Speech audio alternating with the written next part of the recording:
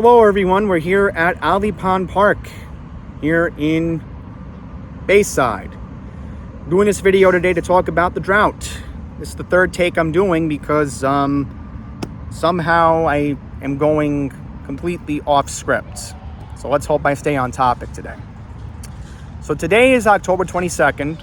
Currently wearing a short sleeve shirt, wearing a Yankee hat. Sorry everyone, my dad's a Yankee fan.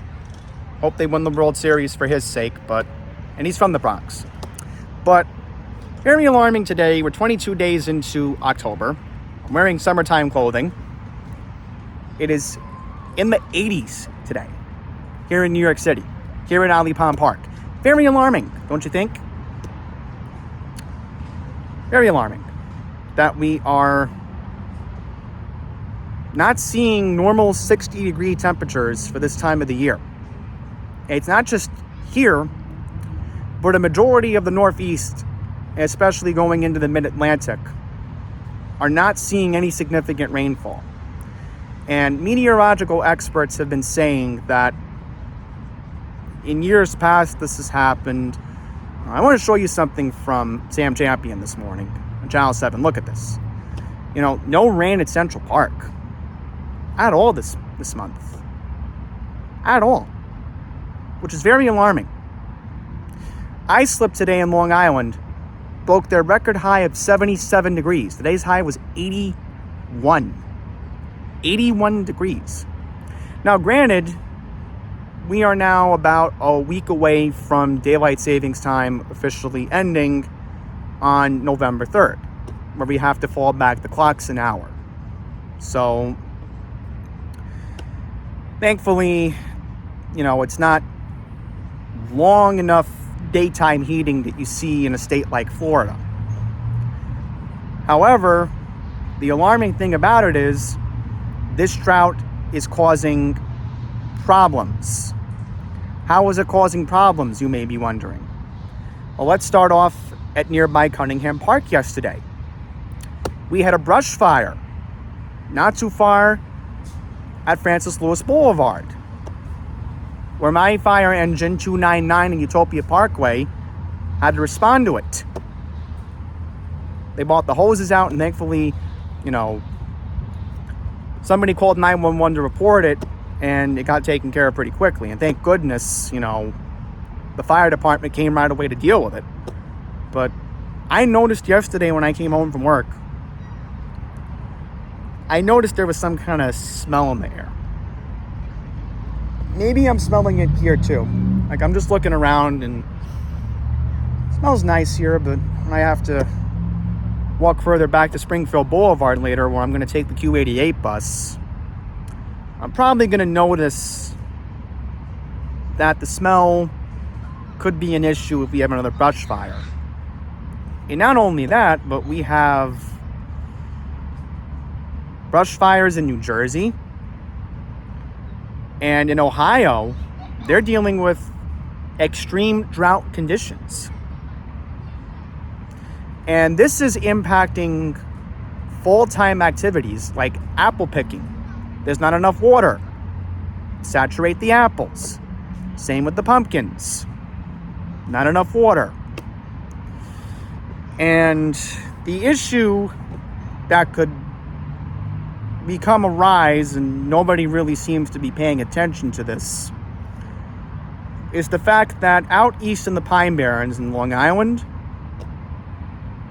right now, if we don't see any significant rainfall, and given, yes, we're getting into a very cool weather pattern beginning on Thursday, and when I have to be back outside, I'm going to be grabbing lunch and Fresh Meadows on Friday when my parents aren't home, but Friday it's going to be seasonable, which is good. But again, with that being a problem, still no rain in the imminent future, that could be a very significant problem out in the Pine Barrens, because if they're not getting any water, we could see a situation like what happened almost 30 years ago. And I'm talking about the Great Pine Barren Fire of 1995. We really are at that point that, our media is just so distracted with a former president who, yes, has been convicted in a kangaroo court. I don't want to get into that, because you know how I feel about Alvin Bragg and those people. They're so focused on a laughing hyena that, they're not focusing on this particular story. I mean, maybe Channel 7 did a decent job covering it this morning, and I'm glad that Sam Champion was talking about it. But, it's like what Olivia Rodrigo sings in her song All American Chick. She pays attention to most stuff that people ignore. And I think maybe I'm in that type of situation like Olivia Rodrigo is. And, maybe because she's from the West Coast, I get it. But, I'm born and raised here in these eastern United States. And I'm always used to rain every other day. And, yes, maybe I'm sounding a little bit like I'm complaining here, like, BW in that Arthur episode where he cut class. And there's like that little mini montage that they always do before every Arthur episode. But, sun, sun, sun, where's the rain? I mean, now I think we're starting to act like... I guess people who are in meteorology, who take this stuff seriously, like me, like Pine Power LI, like Sam Champion, and to an extent, I'm hoping Lee Goldberg does too. And I hope Dan Satterfield, because even though he's from the South, but even though he's a week away from retirement on WBOC, but I hope John Conway, he's taking this seriously too, because Delmarva's affected. There's not enough rain in the peninsula right now, all the way up from Wilmington. Yeah, let's call it for what it is. Delmarva starts in Newcastle County. It's covered by Delmarva Power, so deal with it. So pretty much from Wilmington all the way down to the Accomack County, Virginia line, no rain there. And it's very scary to think that we are in a potentially dangerous situation of going on possibly a month, PDS here, with no rain. And you know what that's not only going to do? There's a chance not only the Pine Barrens are going to possibly catch on fire like 29 years ago, there's also a real possibility here that towns, municipalities, are we really going to have to start conserving water? If upstate New York is not getting any rain in the reservoirs?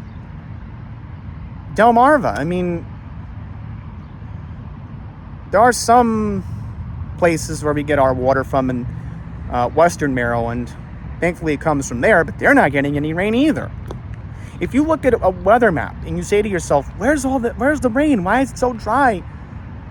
Now I hope you're paying attention, because I think I've gotten your attention. I think I've opened your eyes, hopefully, and made you realize that this needs to change. We need a significant rainfall. Now, I'm not saying it needs to be the Great Flood like Noah's Ark.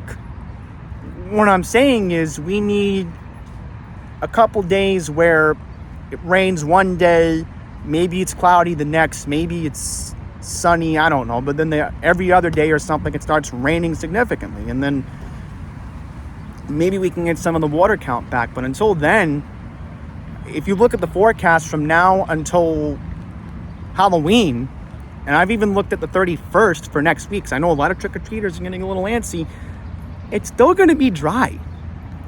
There's no rain coming at all, even next week, unless there's a significant nor'easter. And I think once we get into November and once we get into December, the likelihood of a significant storm does occur in this part of the country. Maybe we are going to get that big nor'easter. But what if it happens on November 3rd? What is November 3rd? Traditionally, the first Sunday in November is always the New York City Marathon. So that could hurt the marathon, maybe. Only time will tell, but I just want you to understand that things are different. You know, the leaf colors are not changing as they were as quickly last year. Last year, we had a lot of rain that helped accelerate it. And that's why I was tempted to go out to Massapequa last year. I don't even think I want to go out to Massapequa this year. What's the point of going to Massapequa if the leaf colors aren't changing as quickly?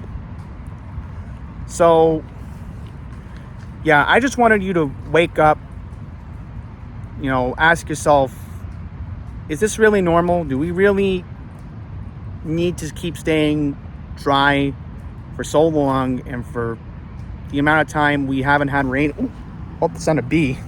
That's another problem with this weather. It's making the bugs go crazy. It's making the bugs go crazy. I mean, I have a daddy longleg in my house. I don't even know where it is. Saw it over the weekend. So yeah, the sun's blinding, but I think I got all my points.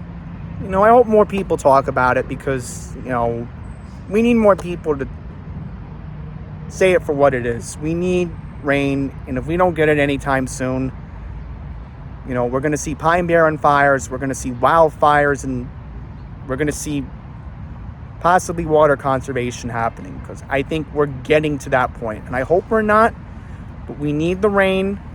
And honestly, at this point, I keep looking at the forecast, and again, I don't think we're getting any significant rainfall till November. And could it be after my birthday on November 8th? Who knows? Mother Nature upstairs will have to decide. You know? She'll have to decide and figure it out.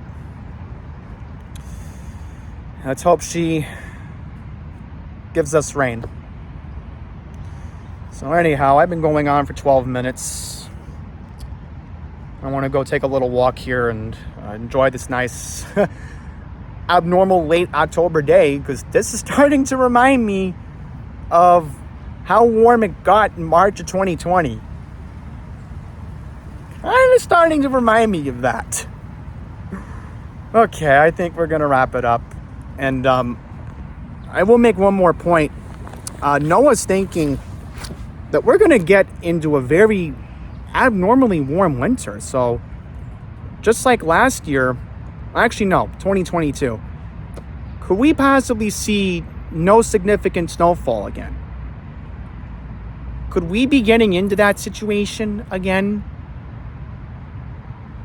where we see it in odd number years where we don't get any significant snowfall?